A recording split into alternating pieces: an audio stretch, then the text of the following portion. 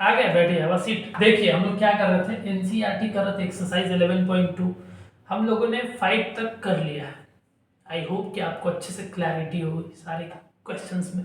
Clear है? Proceed करें आगे।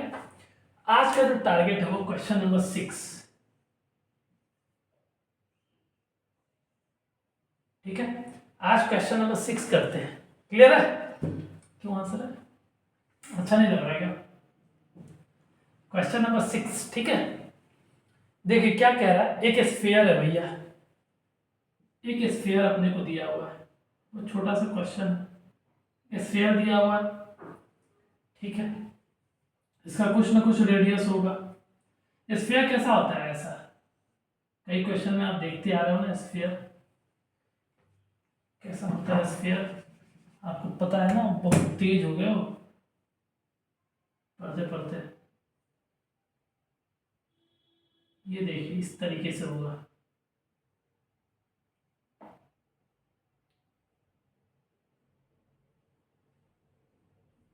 इस तरीके से होगा सर।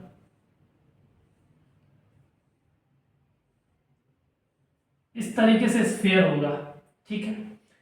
क्या कह रहा है, the find the radius of sphere, और ये एक्चुअली इसी रेडियस के बारे में कह रहा है कि यही रेडियस आप मुझे निकाल के बताओ स्फीयर का, ठीक है।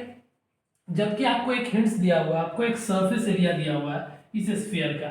जो सरफेस एरिया आपको दिया हुआ है वो एक्चुअली किसके बराबर है? Surface area 154 cm square.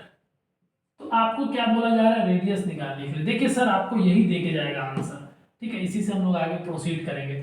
Surface area कहने का मतलब इसके पास एक ही सरफेस है, वो भी कर्व सरफेस है, और कर्व सरफेस है तो इसी का जो इसी कर्व सरफेस के बारे में बात कर रहा है, या टोटल सरफेस एरिया कह लीजिए, तो ये एक्चुअली 154 के बराबर है, cm स्क्वायर के बराबर है।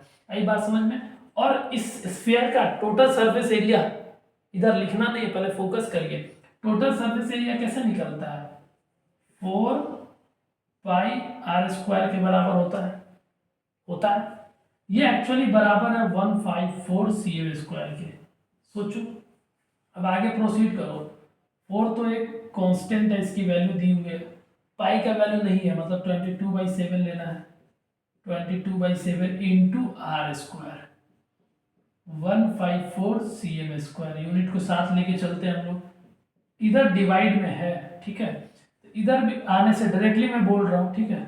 4 × 22 × r स्क्वायर, इधर ले आइए 7 को, 154 पहले से था, इंटू 7 हो गया। और अब इसका cm स्क्वायर बाहर आ गया। अब by the way r square, इस बार इन दोनों आइटम को उठा के लाइए, दोनों इंटू में, तो इधर आएगा तो डिवाइड हो जाएगा। 154 इंटू 7/4 × 22, और इस बार इस cm स्क्वायर हो जाएगा। बोलो, नहीं आया समझ में? आई समझ में? आ गया समझ में? यस। देखिए 22 से ये कितने बार जाएगा? 7 बार जाएगा।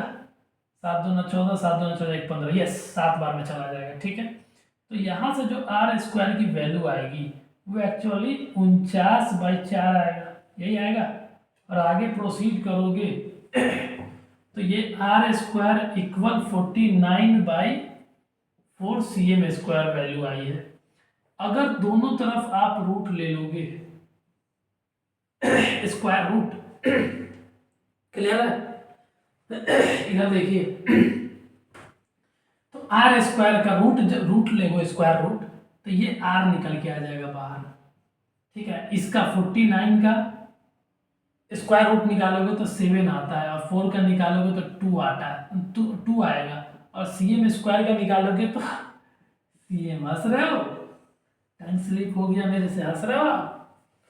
तो r की वैल्यू आ जाएगी 7/2 cm, ठीक है।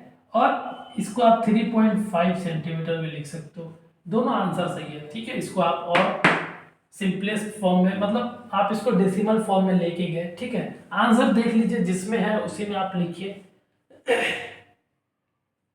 6 का आंसर है 3.5 सेंटीमीटर, यस ये वाला आप यहाँ तक ले जा सकते हो, है ना। अदरवाइज यहाँ तक भी ओके है, यहाँ तक ले जाइए, ज़्यादा बेहतर रहेगा, है ना।